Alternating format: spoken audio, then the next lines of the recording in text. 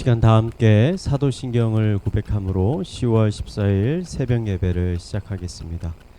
전능하사 천지를 만드신 하나님 아버지를 내가 믿사오며 그 외아들 우리 주 예수 그리스도를 믿사오니 이는 성령으로 잉태하사 동정녀 마리아에게 나시고 본디오 빌라드에게 고난을 받으사 십자가에 못 박혀 죽으시고 장사한 지 사흘 만에 죽은 자 가운데서 다시 살아나시며 하늘에 오르사 전능하신 하나님 우편에 앉아 계시다가 저리로서 산자와 죽은 자를 심판하러 오시리라.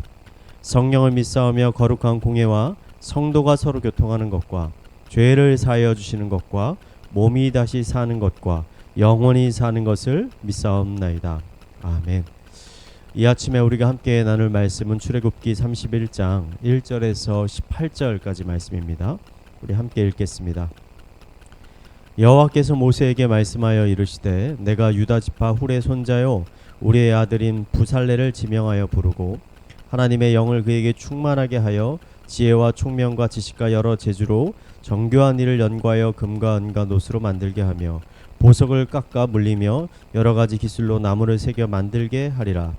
내가 또 단 지파 아히사막의 아들 오홀리압을 세워 그와 함께 하며 지혜로운 마음이 있는 모든 자에게 내가 지혜를 주어 그들이 내가 내게 명령한 것을 다 만들게 할지니 곧 회막과 증거계와 그 위에 속죄소와 회막의 모든 기구와 상과 그 기구와 순금 등잔대와 그 모든 기구와 분향단과 번제단과 그 모든 기구와 물두원과 그 받침과 제사직을 행할 때에 입는 정교하게 짠 의복 곧 제사장 아론의 성의와 그의 아들들의 옷과 관유와 성소의 향기로운 향이라.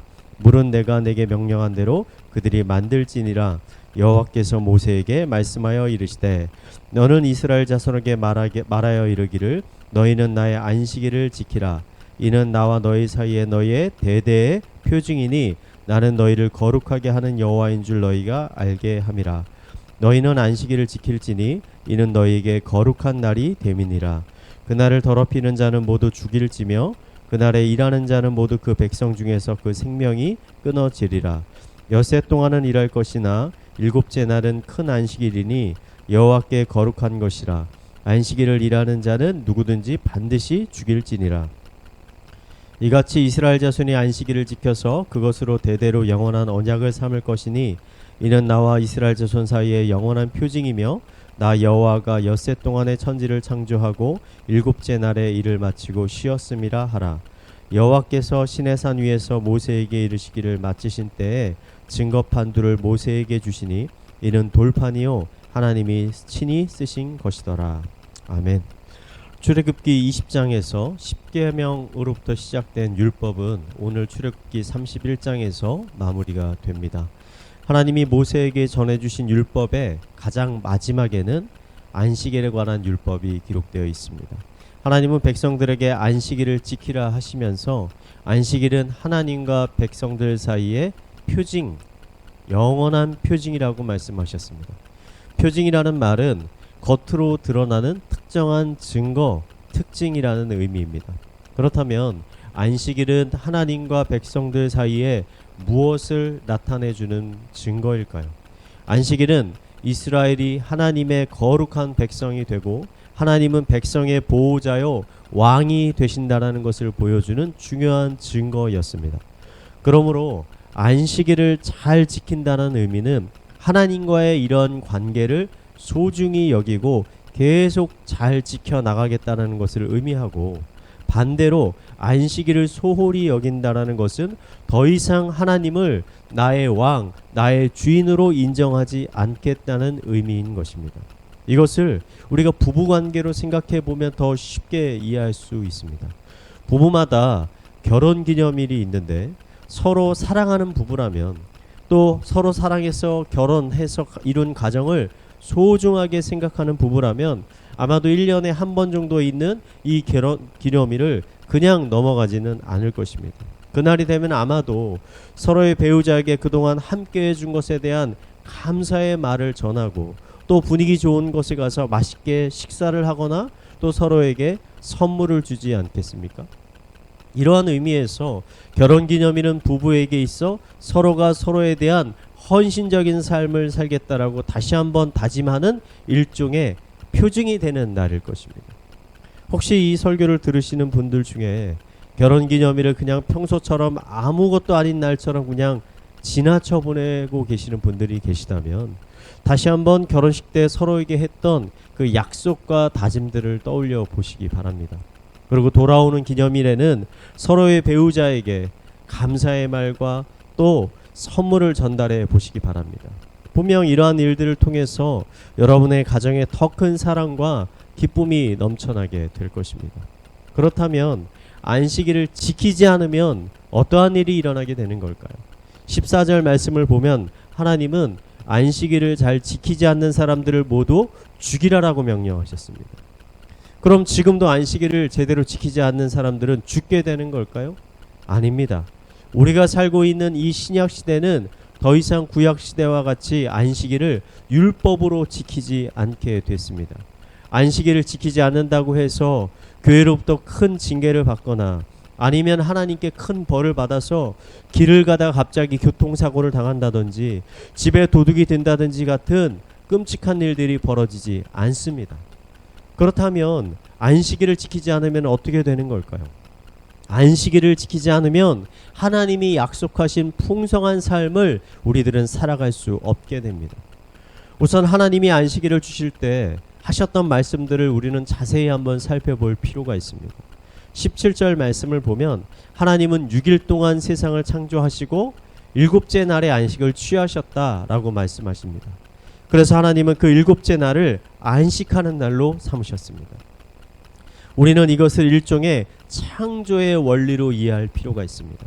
하나님께서 만드신 세상은 계속 일만 하는 세상이 아닙니다. 일을 할 때가 있고 또 안식을 취해야 할 때가 있는 것입니다. 하나님은 자신이 몸소 그것을 보여주셨습니다. 하나님의 이러한 형상을 따라 창조된 인간은 당연히 이렇게 하나님께서 만드신 창조의 원리에 영향을 받게 되는 것입니다. 그래서 하나님께서 만드신 이 안식일의 원리를 우리가 충실하게 지키며 살아갈 때 비로소 인간은 건강하고 행복한 삶을 살아갈 수 있게 되는 것입니다. 이러한 창조의 원리 외에도 우리가 안식일을 지켜야 하는 매우 중요한 이유가 있습니다. 그것은 안식일을 소중히 여기는 것이 바로 하나님을 소중히 여기는 것이기 때문입니다. 사무엘서를 보면 하나님은 율법을 잘 지키지 않고 제멋대로 살고 있는 백성들을 향해 이렇게 말씀하십니다. 나를 존중히 여기는 자를 내가 존중히 여기고 나를 멸시하는 자를 내가 경멸하리라. 하나님은 하나님을 존중히 여기는 사람을 존귀하게 여기십니다. 반대로 하나님을 멸시하는 자들을 하나님은 경멸하십니다. 어떻게 하는 것이 하나님을 존중히 존귀하게 여기는 것이고 어떻게 하는 것이 하나님을 멸시하는 것일까요? 하나님이 주신 말씀을 귀하게 여기고 그 말씀에 순종하는 사람이 바로 하나님을 존중히 여기는 것이고 반대로 하나님의 말씀을 가볍게 여기고 그 말씀에 불순종하여 자신이 하고 싶은 대로 사는 것이 바로 하나님을 멸시하는 것입니다. 하나님이 시내산에서 모세에게 직접 주신 율법의 가장 마지막은 안식일에 관한 율법이었습니다. 대부분 어떠한 글에서 가장 중요한 내용은 글의 가장 처음과 마지막에 있는 부분입니다. 율법의 처음은 십계명이었고 가장 마지막은 안식일이었습니다. 성경에는 여러 율법들이 있지만 제 생각에 이 처음과 마지막을 잘 지키는 것이 무엇보다도 중요하다고 생각합니다. 코로나가 발생하면서 우리 교회 안에 이 마지막 율법인 안식일에 관한 말씀을 가볍게 여기는 경향이 정말 많아진 것 같습니다. 저는 다시 한번 우리들이 출애굽기의 이 말씀을 마음속에 깊이 새겼으면 좋겠습니다. 안식일은 지켜도 그만, 안 지켜도 그만인 날이 아니라 하나님의 백성이라면 누구나 마음을 쏟아 지켜야 하는 거룩한 주님의 날인 것입니다. 우리가 이 날을 소중히 여길 때 하나님께서 우리들을 소중하게 생각하실 것입니다. 이 시간 함께 하시는 성도님들 모두가 이 주님의 거룩한 날을 잘 성수하시고 그것을 통해 하나님이 주시는 풍성한 은혜들을 누리며 살아가시기를 이 시간 마지막으로 축원을 드리겠습니다. 이 시간 우리 말씀을 묵상하며 함께 기도하도록 하겠습니다. 하나님 안식일을 주심에 감사합니다. 안식일을 통해 참 쉼을 주시고 참 평안을 주시고 또 예배할 수 있고 말씀을 주심에 감사드립니다.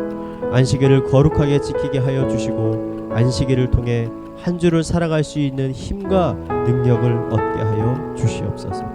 특히 주일 성수를 잘 하지 못하고 있는 성도님들이 계시다면 다시 이 주일을 회복할 수 있는 마음을 주시고 또 이 주일 성수를 통해 하나님과의 친밀한 관계를 회복할 수 있게 하여 주시옵소서. 이 시간 우리 함께 말씀을 묵상하며 기도하도록 하겠습니다. 기도하겠습니다. 하나님 아버지 감사합니다. 이 안식일 주일 거룩한 날을 우리에게 주심에 감사합니다.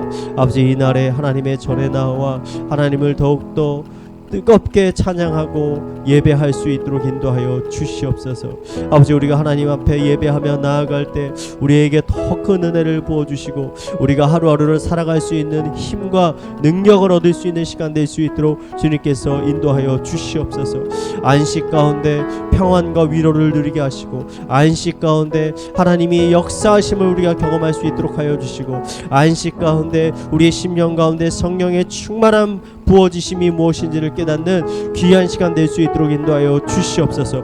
우리 가운데 다시 한번 주일에 대한 뜨거운 마음, 아버지 겸손한 마음을 주셔서 아버지 흐트러진 우리의 마음들이 다시 한번 하나로 모아줘서 코로나인데도 불구하고 우리가 주님의 전에 나와 하나님을 더 잘 예배할 수 있도록 주님께서 인도하여 주시옵소서. 우리 이어서 교회를 위해서 기도하겠습니다. 의왕 우리 교회에서 드려지는 모든 예배를 위해서 기도하겠습니다. 교회에서 드려지는 모든 예배 가운데 하나님의 충만한 임재가 있게 하여 주시옵소서. 모든 성도들이 더욱 힘써 하나님을 찬양하고 하나님을 예배하게 하여 주시옵소서. 찬양으로 섬기는 찬양팀에게 은혜를 주시고 특히 말씀을 선포하는 교역자들에게 성령의 충만함을 부어주셔서 인간의 능력이 아닌 하나님이 주시는 능력으로 하나님의 살아있는 말씀을 담대히 선포하게 하여 주시옵소서. 이 시간 우리 예배를 위해서 함께 기도하도록 하겠습니다. 기도하겠습니다. 하나님 아버지 특별히 이 시간 의왕 우리 교회에서 드려지는 모든 예배를 위해서 기도합니다. 아버지 우리 새벽 예배, 수요 예배, 주일 예배, 부서 예배 모든 예배 가운데 아버지 함께하여 주시옵소서. 영광 가운데 임재하여 주시옵소서. 하나님의 거룩한 영을 부어 주시옵소서. 찬양하는 가운데 우리 심령 가운데 기쁨을 허락하여 주시고 기도하는 가운데 우리 가운데 위로와 아버지 하나님을 향한 더 뜨거운 갈망을 주님께서 허락하여 주시고 말씀이 선포되어지는 가운데 겸손한 마음을 주셔서 하나님의 말씀에 귀를 기울이고 그 말씀에 순종할 수 있는 마음들 허락하여 주시옵소서. 예배가 회복이 되게 하여 주시고 예배가 축제가 되게 하여 주시고 예배가 우리 삶을 살아갈 수 있는 능력을 얻는 시간 될 수 있도록 하여 주시옵소서. 특별히 말씀을 선포하는 우리 교육자들 하나님께서 성령의 충만함을 부어주셔서 사람의 능력이 아닌 사람의 마음이 아닌 성령의 마음으로 하나님의 마음으로 아버지 선포할 수 있도록 주님께서 인도하여 주시옵소서. 이 시간 우리 마지막으로 가정과 사회와 개인의 기도 제목을 가지고 기도하도록 하겠습니다. 기도하시겠습니다.